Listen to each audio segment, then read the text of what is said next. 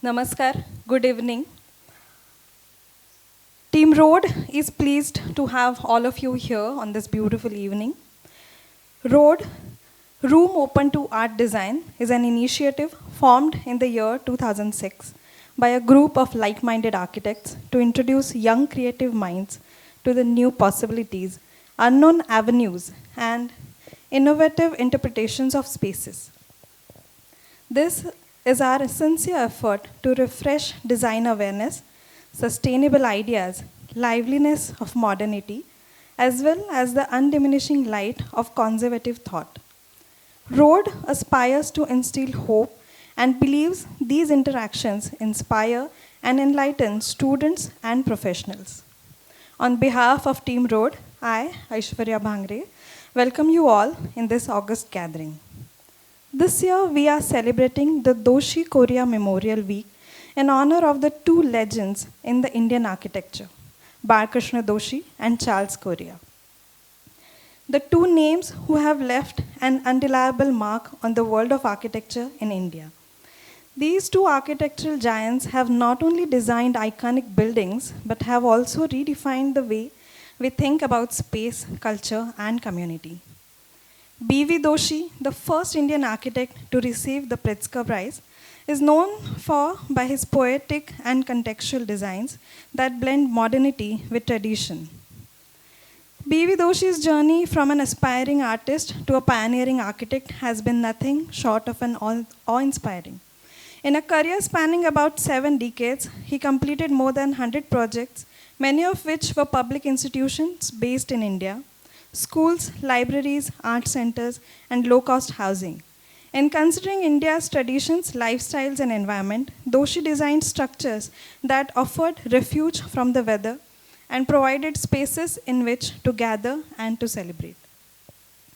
Charles Correa, on the other hand, was a pioneer of modern Indian architecture, celebrated for his bold and innovative designs that seamlessly integrated traditional and contemporary elements. His iconic buildings, including the National Crafts Museum in New Delhi and the Vidhan Bhavan in Bhopal, showcase his mastery of form, light, and space. Correa's legacy extends far beyond his buildings. He inspired generations of architects, urban planners, and designers to rethink the role of architecture in society. His commitment to social responsibility, sustainability, and cultural sensitivity continues to influence architectural practice in India and around the world. Through their groundbreaking work, Doshi and Correa have inspired generations of architects, designers, and thinkers to reimagine the built environment and its relationship with society. And at Road, it is our humble effort to commemorate their legacy. Throughout this week, we have had various events. We started with the musical performance by Pandit Udayji Bhavarkar. We have a painting exhibition. We inaugurated the exhibition on the first day. On the second day, that was the B.V. Doshi Memorial Lecture. We had architect Vinu Daniel with us. On the, on the third day, we had a presentation by Nikita Bhate. We also had a Bharatanatyam performance. We had a talk by two young architects, architect Rohit and Dhanesh. We had a talk by a hydrogeologist yesterday. So we have celebrated this week with various people from various disciplines who are doing extraordinary work in their own field. Today is the finale. As we all know, it's Charles Correa's birthday today. And on this day, we have with us two great architects who have closely worked with Charles Correa. First, our first speaker today is architect Sachin Agshikar. He studied architecture at Sir J.J. College of Architecture, Mumbai. Before setting up his own practice in 2000, he worked with Correa for 8 years. He has designed the Bottom Champalimaud Pancreatic Cancer Center in Portugal and various other projects in India, such as high-rise residential towers, a winery, a municipal market, resorts, houses, and schools. He follows a very modest design philosophy and emphasizes on simplicity, scale, and warmth while creating spaces, as seen in all of his projects. Sachin sir, I welcome you. Um, it's a big crowd, and I think this whole idea of celebrating from the 25th to 1st of September is a fantastic idea. And I mean, though Doshi and Correa were two great architects, and it's this event is really fantastic. Trying to remember them, they've always been in our hearts. And I would also like to thank Girish Doshi for asking me to be here and being part of this great event. Thank you, Girish. He's always been after me. He's always forcing me to speak in public, which I hate. But anyway, I'm here now. And yeah, so my talk is called Architecture, a Learning Process, because even after 24 years of practice, I still feel that I'm learning, and there's so much more to learn.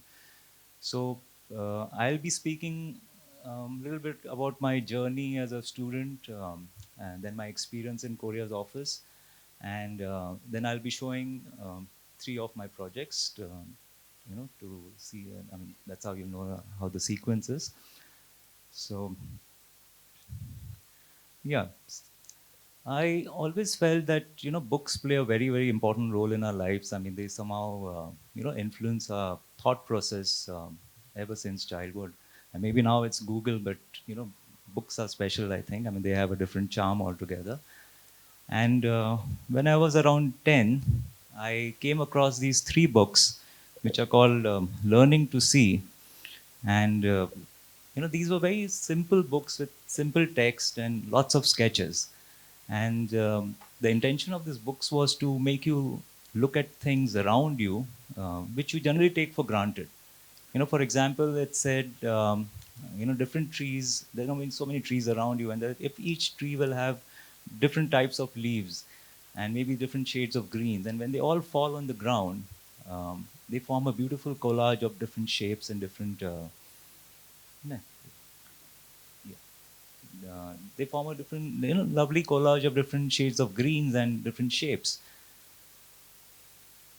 This was another, these are two pages from the book. I mean, it said, for instance, I mean, you take three random shapes, and if you place them together, I mean, they form a beautiful composition. And then there's so many possibilities that just placing them together, I'm just, a little bit of twist here and there. So, and then it went further and said, if you draw a line around it, a box around it, they are like actors on the stage. Now, very frankly, at that age, I mean, I was not sure what the book was trying to say. I mean, but there was something in these books which really caught my attention, and I was quite intrigued by these drawings. So I started copying them in my sketchbook, and I knew that there was, I mean, subconsciously there was something happening, within my brain, and probably it sort of led me to architecture. I mean, I decided to become an architect without knowing what architecture was, or I had no idea what the profession was about. So when the time came, I mean, I decided to take up architecture, and I was fortunate to get into J.J. School of Architecture in Mumbai. Uh, as a student, I mean, like any other student, I was quite naive and innocent in the first year. And by the time we reached final year, we thought, we become a little brighter. College days were good, of course. I mean, they were very nice. I mean, we were influenced by different styles and different architects. Uh, we were quite impressed by form, and we said, yes, form follows function, or maybe it's the other way around. We were still confused. Then we thought, yes, architecture is a form of art. It is a form of art, but nobody told us that it was a complicated form of art. Then, by the time I reached third year, I came across this book, The Fountainhead, which I'm sure everybody has read. Now, this book had a bad influence on me, and I stopped listening to my professors. Then, by the time I reached fourth year, I came across this one. This had amazing sketches. I mean, I'm sure everybody has seen this book, and the text is beautiful. And I thought that, this was the ultimate guide to design. I mean, if you have this book, it's like a Bible. If you have a copy of this book, you don't have to attend college. Now, unfortunately, this book was very expensive to buy. It still is. And our college had only one copy of this book. So I decided to sit after college hours and go through this book and make down notes, because I always like to make notes. So I thought, let me summarize this book. So eventually, I'll have my own copy of this form, space, and order. So I started writing down the important things and all the important sketches. And after a couple of months, it was quite a lot of work. I had summarized the entire book into 10 pages. So these are 3 pages out of those 10. And I was very, very happy because I had my own copy of Form, Space, and Order, which all compressed into 10 pages. And I mean, when it was all over, I mean, it was real fun. And these are all freehand sketches, as you can see. I mean, so just copied from the book, all A4 size. But still, I mean, even though I knew this was the step in the right direction, it was not helping me when it came to designing a building. But anyway, I think it still helped somewhere, probably like those 3 books. I mean, somewhere it was working on my mind. By the time I reached final year, this is my final year design thesis, which was a temple. Um, Deconstruction was in style, and Peter Eisenman had become extremely famous with his Wexner Center, and Zaha Hadid drawings had become famous, and everybody was talking about it. And I was under the impression that complex drawings or complicated drawings, which your professors don't understand, uh, means good design. And yeah, so this was my final year thesis, which my professor never understood. I used to show him at 1:500 scale, so I made sure that he never understood till the end. And before I realized, I was out of college. Nobody had corrected me, and I got a degree.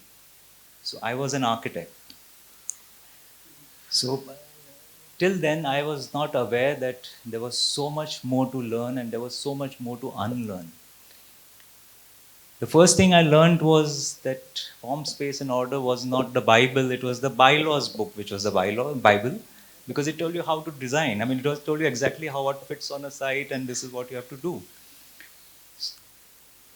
Then came Pinterest. No matter how hard you try, you cannot beat Pinterest. I mean, there's always something better on Pinterest. And unfortunately, the client has access to Pinterest. So, so then, I mean, you become a draftsman because all the time your client is sending you pictures and then tells you what he wants. Then there are other consultants who are also working on the same project who have a upper hand. And finally, what gets built is not what you had imagined in the beginning of the project. So something was going wrong somewhere. But anyway, I wasn't uh, that unlucky, I would say. I had joined Uttam Jain's office as an intern and I continued working there for 4 years. I worked on 12 projects which never got built, but the 13th project got built in 1 year. And it was a convention center in Mount Abu. Now, this project was supposed to be just a hall, like a big hall for 1,000 people with a, sloping roof, and it was in Mount Abu. And Uttam Jain had got another big project which was in Jaipur, which was in the heart of the city, which was a direct competition to JKK. So he was more focused on that project, and this project was left to me. And he assumed that it's in Mount Abu, nobody's going to see it. And uh, I was sent to Mount Abu because, I mean, of course, after designing this project a little bit, because the site was absolutely complicated. It was hilly, it was rocky. Of course, there was no bylaws, there was no funds, problem of funds. But the problem was blasting was not allowed there. So whatever levels you get, I mean, that was the final level. Also, communicating with Mount Abu, people in Mount Abu was difficult because this was, pre-computers. I mean, the drawings were made by hand. There were no emails. The only thing we had was a fax machine. And the courier used to take 3 days to reach Mount Abu. So it was almost impossible to communicate with those people. And the fax machine was in Uttam Jain's house, so we couldn't send faxes the way we wanted to send. So, it was a difficult process to communicate. So, so I was sent to the site and I was there for almost a year.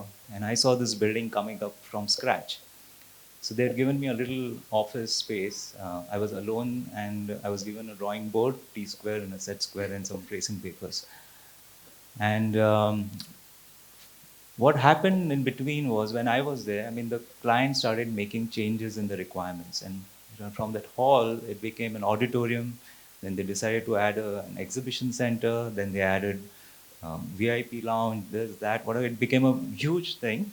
And Uttam Jain had no idea what was happening in that corner of the world. But I was extremely happy. It was like a live project for me, live thesis project for me. So, like I said, I was still in that complicated architecture stage. And you can see what I've done. It's a very, very extremely complex plan on an extremely complex site. But this got built. This actually got built.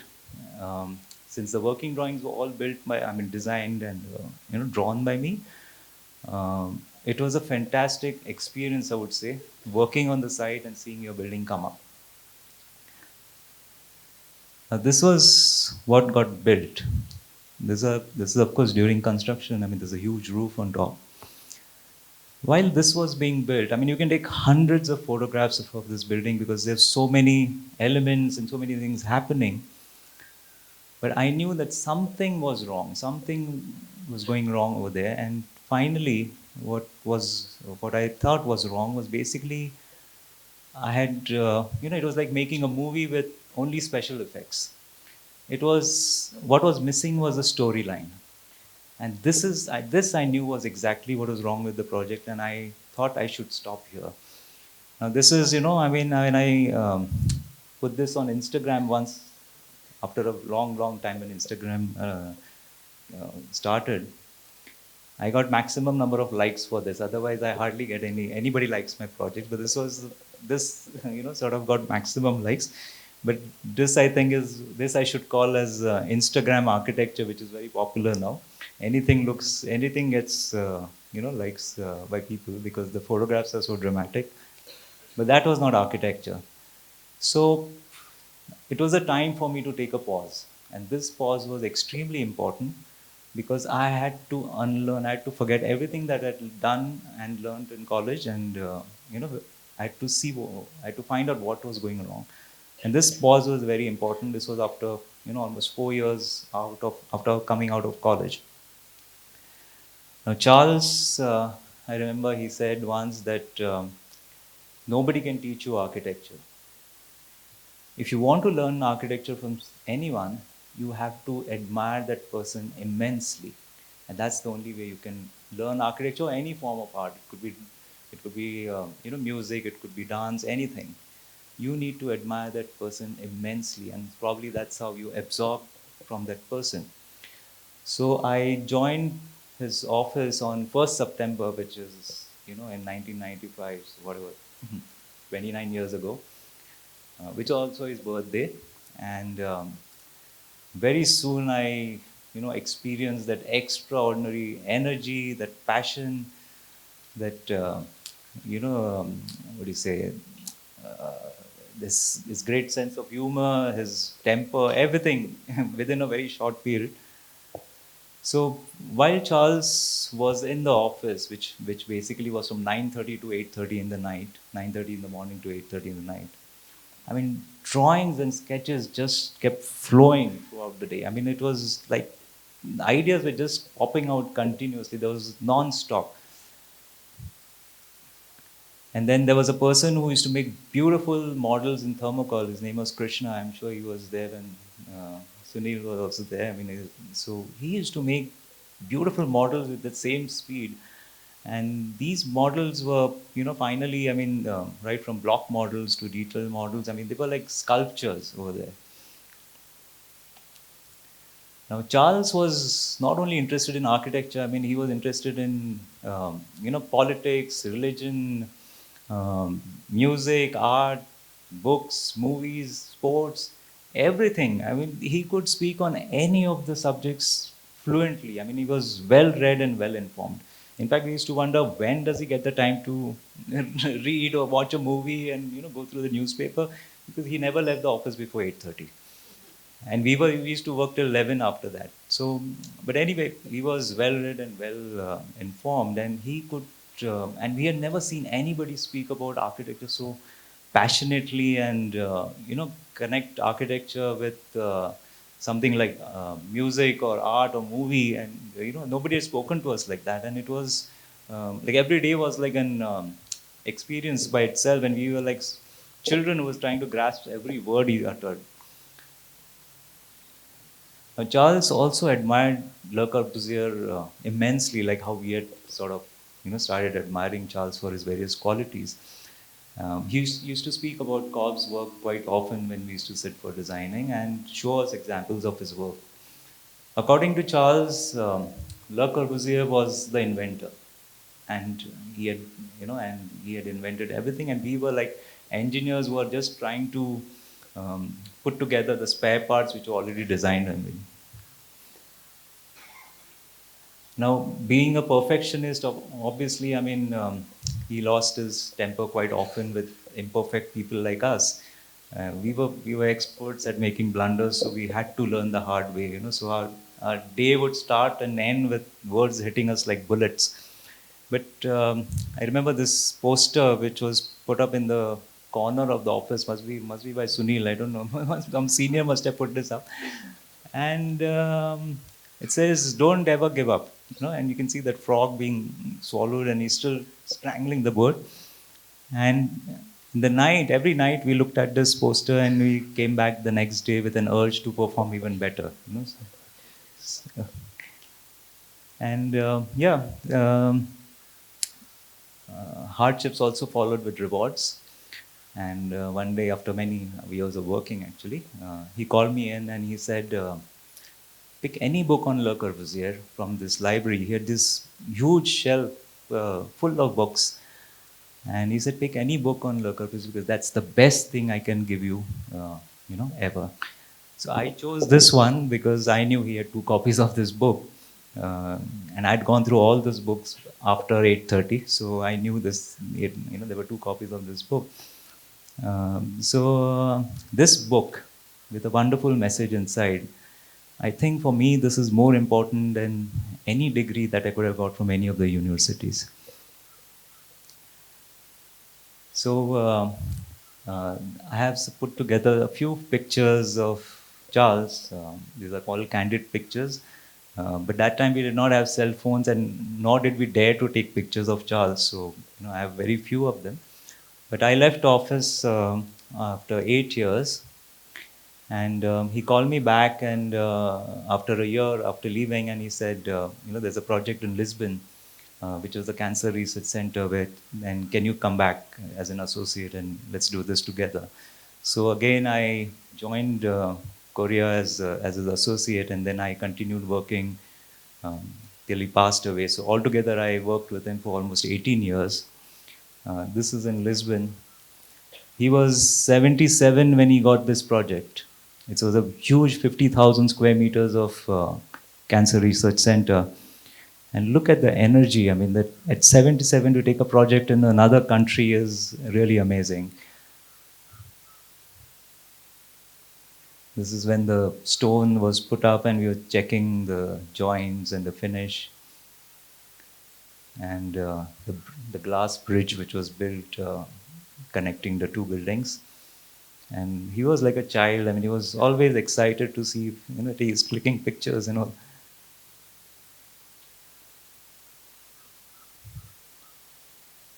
This is on the site. You can see some trees are being brought over there, which are like grown-up trees, which are transplanted. And this was during the inauguration. So basically, I picked up 3 things from it, which I think are very important. One was the clarity, then the simplicity, and the control. I mean, it was very clear to me now that buildings can't be seen as an object. It can't be just seen superficially. It's the experience which is very important. Now, all of you have been inside this building. I think this is a wonderful experience. In fact, I shouldn't be showing this. I feel ashamed to show these projects now because after seeing this, because it's just fantastic. I mean, you feel nice when you walk into this building. I mean, you don't even see the building, but the feeling is so nice. The spaces are so nice, and that's architecture. Finally, that is architecture. So anyway, I have no choice but to show carry on. I can't jump the slides now. So the first project is a winery in Nasik. Um, it was a hilly site. Of course, this whole thing is not our site. As you can see the compound wall over there. Part of it is our site. And basically, the winery consisted of four major buildings. One was the wine tasting area. It was like a experience center, you can say, with a little restaurant, shop, and office and things like that. The other one was a huge building, which was like a double height box where all the tanks are kept. They're like huge stainless steel tanks where the wine is made. Third building was more of a service block, which was connected to this, the main tank area. And the fourth building was just a water tank, which was around 2 lakh liters capacity, which is again a big structure. Uh, so it had just four buildings, four structures, you can say. Now the client was worried that how much space this building is going to occupy, because after building this building, I mean the rest of the area was going to be used as for plantation, because he was not ready to buy grapes from outsource the grapes. He would rather plant them and grow them, and because that was more economical for him. So when I realized that um, the valley is the most difficult part where you can grow grapes. So I said, why not put the big building in the valley? You know? So the advantage for me was that when you drive, the driveway was along that side, on the right hand side. You go up to the top. The advantage would have been that I wouldn't see this building at all. This big box which is going to be there. It wouldn't be seen, and all you would see is the experience center, which has that little courtyard, which has a courtyard. So you would come in front of that building, and you would see that building, and only this terrace would jut out from the ground, and probably it could have lawn or something, so it sort of merges with the rest of the plantation. Now the client was also very happy because, first of all, the underutilized land was getting utilized. Also, he thought, yes, why not put the crusher on top? That's the crusher which is over here. That's the crusher. So if you place the crusher on top where the grapes are crushed, the juice would just flow into these tanks with the help of gravity. Probably that helps the wine to taste better, or probably retains the flavor, rather than pumping the juice into these tanks. So that also worked for him. And this is just a conceptual stage in the beginning. And I thought maybe the roof can be used to, have some umbrellas or maybe tensile structures where people can sit and all that. So that there you can see the building was placed in the valley. And finally, considering the entire space that he would require for the tanks and all that, this would have been the length of the building, that big box which was going to stick out. So as you can see, it's in the valley, and there's the steps coming down on the sides. And the crusher is there, so that's the only structure which would be seen from top. And so this is the building which is stepping down, and those are those huge stainless steel tanks. And this was a simple plan, which is rectangular, of course. The first, or rather the second space, which is a squarish space with a column in between, is the crusher where you enter. So basically, the people who come here, they take them for a tour and they explain how the wine is made and things like that. It's a little more drama which is there, and then finally they basically, the intention is that they buy wine. So basically that was the space where you could go and see the crusher, and then you walk along this bridge below, and you overlook into this double light space where these big tanks are kept, because that's the messy part actually. And then you come out into this, again, there's another terrace, and you take the steps up. And then you come to the roof, and then you're out of the building, and you don't know where the building has disappeared. So it was a very simple plan. It was to be built in phases. So only phase one got built. Phase two and other structures were not built, unfortunately. So this was the part of the crushing area, and this was the wine making area. And this was the experience center, which was the one with the courtyard. So this was the first building you would have seen if you had driven up. This never got built. And it had just an opening, and you enter and you see this courtyard, and this entire left hand side was kept open because from there you could see a lake which was far beyond our sight, but we were on the top of a hill, so there was a beautiful view there, and the breeze would just flow in, and that's where you could have all the tables and people could sit there. And on the top was like a little tower which was jutting out, where you could have a library and a conference center and conference room. So that's how this experience center was to be designed and built. We also had a water body which was along that veranda, like just like you can see over here. It was something similar over there as well. Then we had this big tank, which was a 16-meter dia cylinder.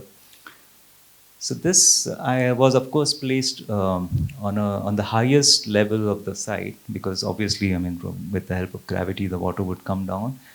And then I was thinking that maybe you could use this terrace for maybe some promotional events and all that. So all we did was to have a staircase which goes up by just peeling off, this wall on one side, and we placed the steps over there, so you could just climb up, and then you come into this lovely open area. So of course this got built,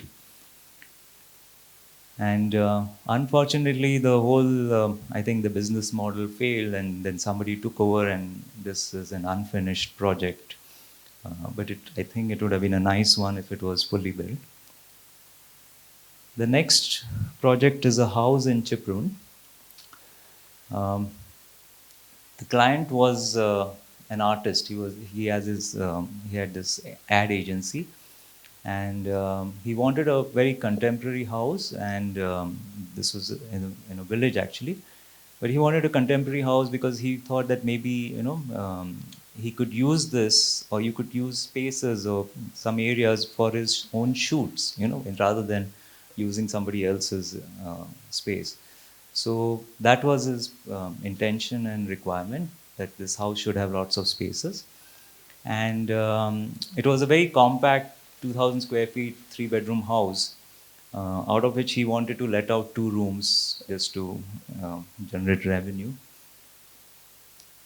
So this house is, I would say, more of an experience. It's not something which you can see, because it's full of trees and existing trees and plants.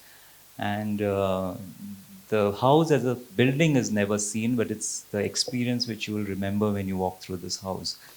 Now, this plot was really strange. It was 40 feet by 1,000 feet long, as you can see, very narrow. And on one side was a road, and the other side was the sea. This is the actual scale. Now, if you see the first structure, sorry, just go back, which is this rectangle, this black rectangle. This is where the existing house was. And since this was so close to the sea, the CRZ rules were also applicable here. So we couldn't build anything more than what was existing on the site. So if this was the existing house, we could build exactly as much as the footprint of that house, the plinth of the house. Now this was so narrow that the width of the house is less than 20 feet. There's probably 18 or something, which means you couldn't have 2 rooms next to each other. It was either one room here and the other room that side, and in between was the entry point. There was no way I could have created any spaces inside this house, because again, it was too small. And considering the requirements, I mean, this would have been just another box. So the only way to create spaces was to go outside the house. You know, so all I did was to extend the walls on this side. Then I extended a few more walls on the other side, and then I got three spaces.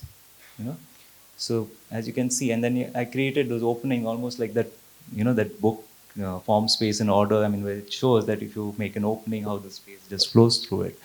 So it was almost like that. I mean, I made this opening, and now you can imagine when you enter here, you get a glimpse of this courtyard. You make another opening, you see another courtyard, and then you have that axis which goes, through it. So we have now three spaces, and then another wall, and I added a few verandas instead of taking the entire house. So those, um, those orange colored spaces are the verandas. And then the finishes were changed. So you can see that this is the front courtyard, which is a tree and lawn. The cobblestones was where you park your car. So this is a more of a hardscape.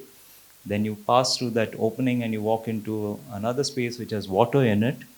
And through that, when you reach the end of that water body, I mean, you see another courtyard which has a sculpture in it, and again lawn. So these were like different, courtyards with different finishes. And this is the final plan. So as you can see, I mean, you walk through this and you enter. That's the main door, and you come into a narrow space which is double height, where the staircase goes up, and it's got skylight. So you get this lovely light coming into the house. And on the right side was the living room, which was overlooking the rest of the property. But if you walk back, this was the dining area, which was again looking into this courtyard, the front courtyard, from a different angle. So again, there was a different perspective to it. And then the kitchen and one of the bedrooms there at the back, which was accessible since it had to be let out. And there was another staircase which took you up to the room on the first floor, which could also be let out. So there was an open to sky staircase over here. That's the section of the house. So when you enter the house, you come into this very narrow double light space which has skylight on top. Then again, these walls had lots of cutouts through which you could get a glimpse of what's happening inside the courtyard. And this is from one of the neighbor's property where you can see the house. This was designed by him. He, since the house was very orthogonal, I mean, all with right angles, he designed what are the name for the house, which is called Swar, using only right angles. And this was the first opening when you park your car and you walk through it and you see the water over there. So this is how it looks. And through this, you can see the sculpture courtyard, which is far behind.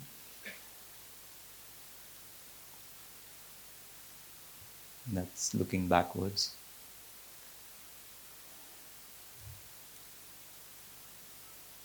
And then this water, there were a lot of fish and cobblestone, I mean, the pebbles and all that. Then that was the last courtyard where he placed this sculpture. And there was an existing tree over here which we retained. And even from inside the house, you get a glimpse of this water body, and from outside also you get the glimpse of what's happening inside, where you see the staircase going up. So that's the narrow double height space when you enter the house. And this is from the dining room looking towards the living room. And this is the external staircase which takes you to the first floor. So this house was painted all white because I thought it would be a lovely backdrop for these trees, So this combination of green and white was, I mean, as you know, I mean, nothing can go wrong with it. And even the staircase, as you turn around, I mean, you see different things. And this is from inside. When you climb up the stairs, I mean, again, there's a large opening through which you can see the treetops, and that's the light coming into that double light space. And from the top, you could also look into this sculpture courtyard, which is there below.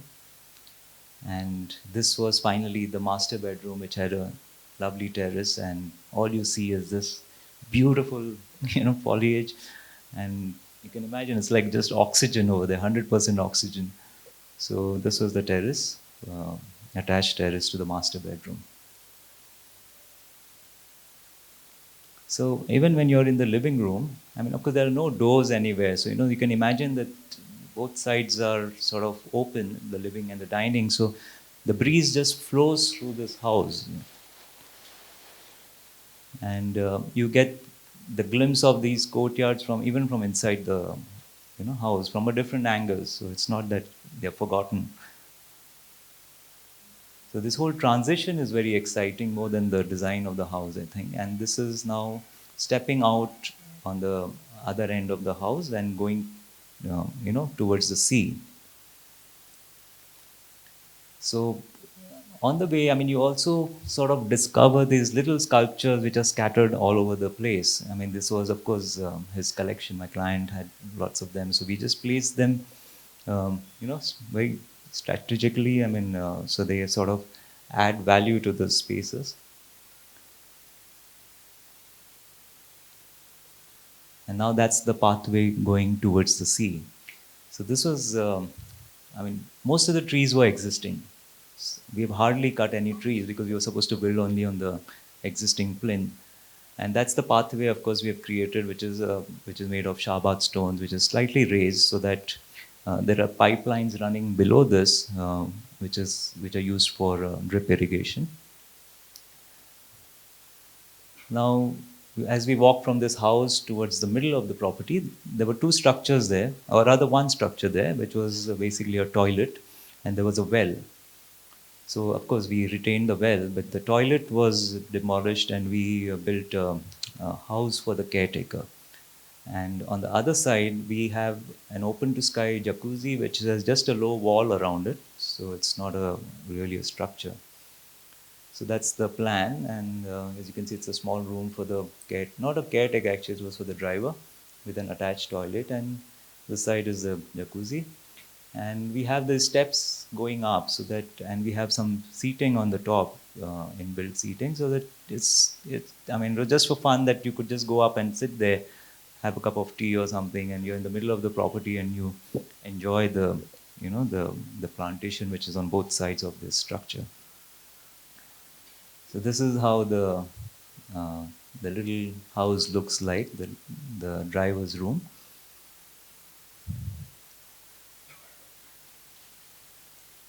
And that's the jacuzzi, which is on the right side with a low wall. And we have a pump room which is attached to it, which pumps the water, throughout the site. And then again, these sculptures everywhere.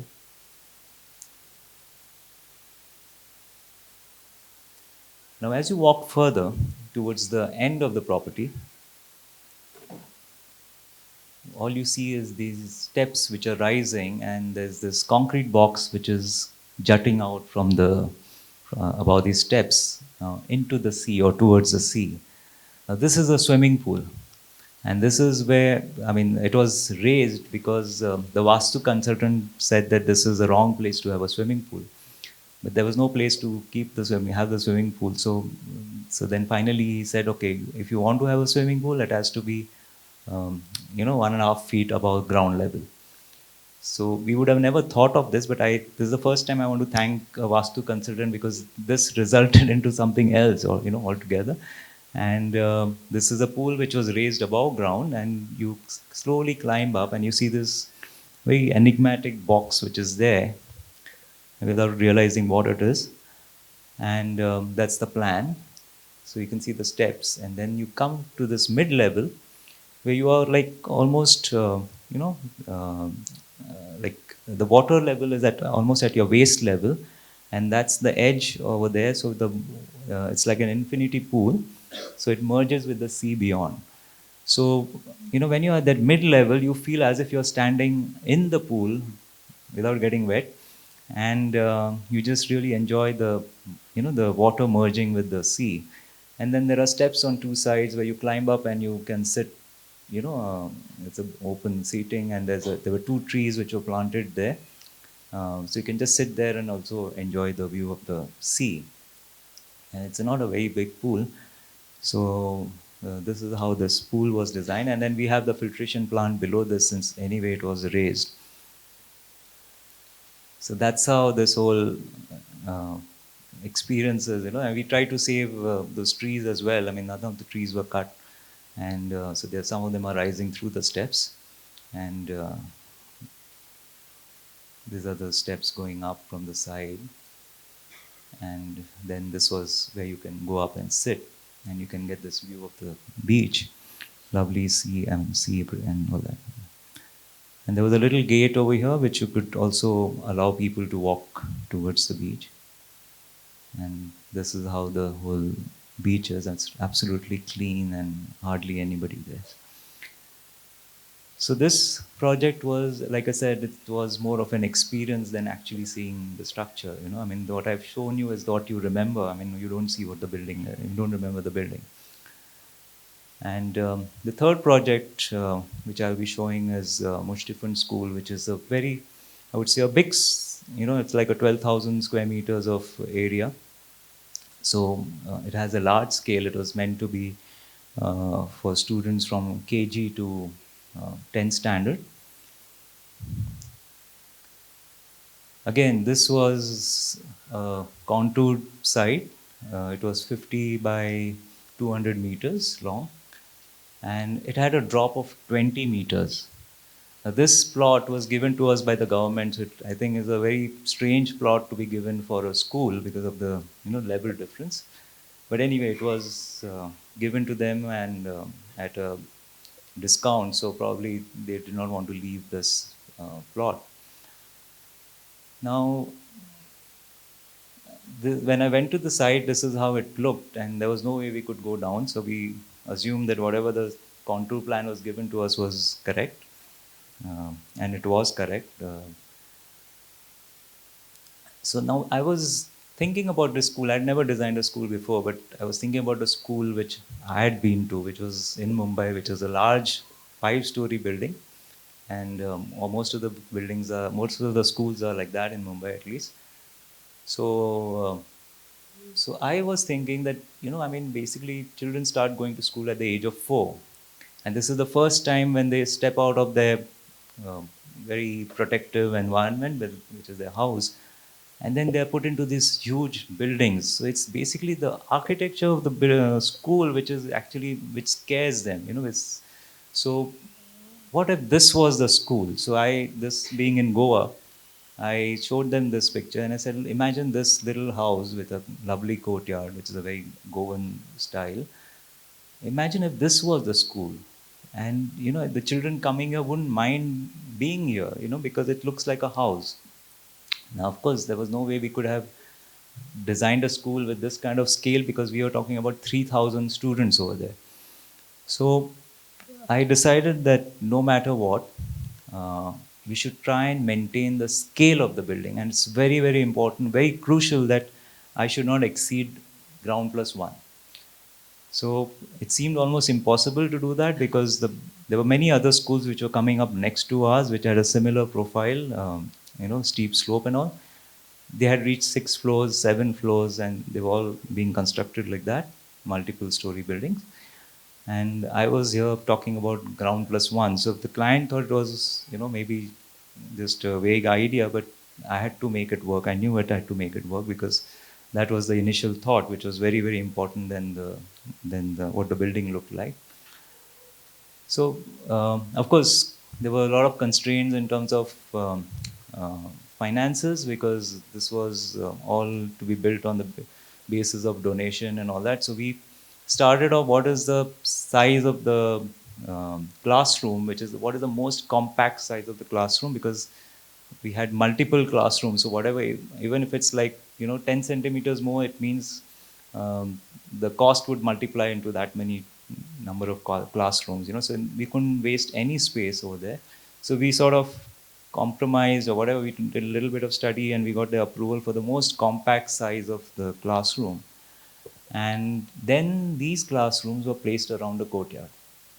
So the orange ones are the classrooms, as you can see, which was 5.7 by 7.5, or I think there was it was meant for 40 students. And the service cores were put in the corners, which are basically staircases and a toilet. And then there were the blue ones, which were, which could either be labs, computers, or it could be again classrooms, but they were variables. But the classrooms were where the orange rooms are shown. So this was like a module which was created. And then the next one was placed partly below it. So they overlap where you see the, the middle portion. And this is how you could multiply. Now, this is how it was going to work. So the first courtyard, which was basically ground plus one, with those classrooms and all, was on the highest level of the plot where the road was. But the next module would have been placed this way, where they overlap. So the staircases overlap, and you can come down, and then you walk into this second courtyard. And then similarly, the second and the third courtyard overlap, so you can walk down into the third courtyard. Now, the good thing is, whenever you are in any of these courtyards, you think it's a ground plus one building.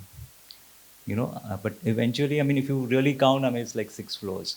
So the scale of the building was maintained, and then we had these openings where you can overlook into the first courtyard, you can overlook into the second courtyard, and similar things. But this seemed to work on a site which had a slope of 1:4. And it worked very well on that site. So in a way, I was happy that we were given this stupid site which had a slope of, which had a drop of 21 meters. So it was just perfect. And these courtyards was basically for children to play. And then we said, okay, the first courtyard would be for the smaller children, where from KG to maybe 4th standard, where they're really small, they don't have to climb up and down. So they could be placed there, and then the 5th onwards, they could be kept in the second one. And similarly, as you grow older, I mean, you could come down into the third courtyard. And this is a typical section through the building, where you can see the courtyard, which is around 14 meters by 16 meters. And you can see the roof, which is intentionally brought down right till, as much as possible, so that from the ground to the eaves level, it is just 4.5 meters, or 4.2 meters actually.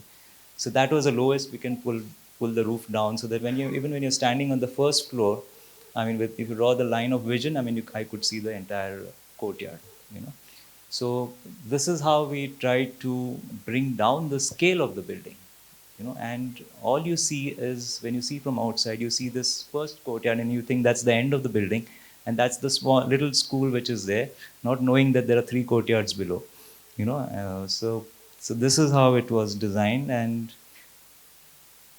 these are some of the views which were drawn by a student in the office.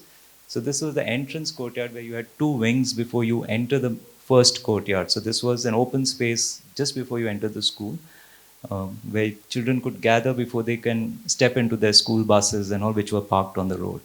So this was a gathering point. And then all the offices were kept outside the school. So even if somebody wants to meet a teacher or go to the admin, I mean, they could just walk into these structures which was outside the school, and and the rest of the school was just separated. And then as you enter the building, and that's the first courtyard which you see, and then further beyond was kept open, so that you could get a glimpse of what's happening there. So it was also allowing the breeze to flow through the building.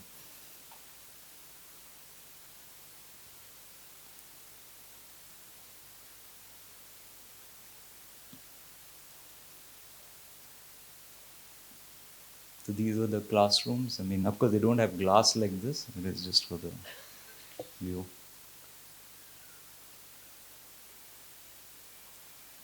Now, after doing all this, the plans were approved. I mean, approved by the client. We started making working drawings. The plans were sent for municipal approval. That is the time we realized that there is this notional line which is drawn all over Goa, which says that you can't build over 1:4 if the slope is 1:4. Ideally, this line should have been somewhere here because the whole thing is 1:4, but somehow probably they used Google Maps or something to draw this line. So only we lost 30% or 25% of the plot over there.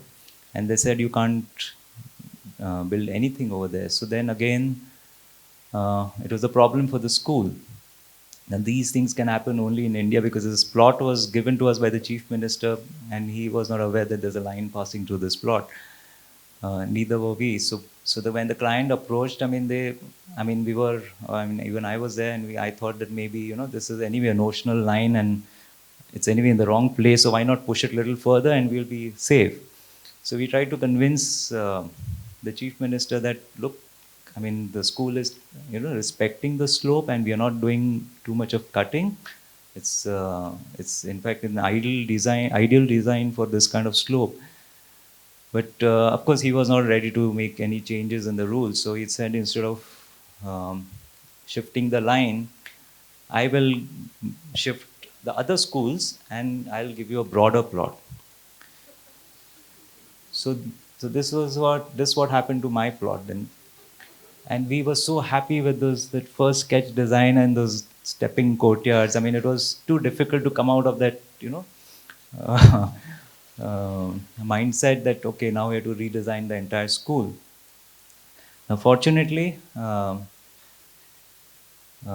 instead of spoiling everything, we could fit in two courtyards next to each other. Then the larger courtyard, which is below, which is same concept, but that became the basketball court. And the third courtyard, which was meant to be like a proper square, that got chopped, of course. That became the amphitheater for the bigger children, and so the children going to 10th standard and even older, they even had 11th and 12th. They could use that courtyard. And there's a lovely amphitheater, which is, because you can see in the section, which is the last part of the building. So right now, phase one, now this was to be built in phases because obviously they didn't have money. Phase one got built, which was the two courtyards and the entrance court and everything. Phase two is also built now, but I don't have pictures. It's still not finished. And phase three is under construction. So maybe after some more years, and probably we could, see the entire school and see how it works. But yeah, so the scale which was extremely important in this project was achieved. That is the winning point for this project, I would say.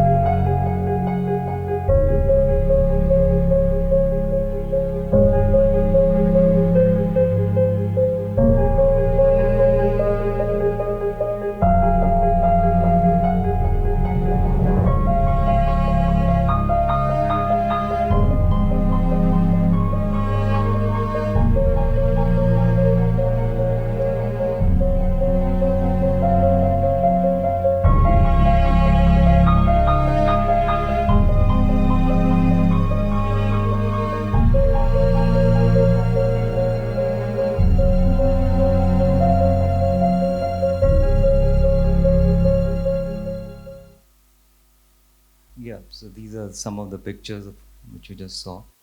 So this is a picture from one courtyard looking into another at the same level. And these are the classrooms and the passage around the courtyard.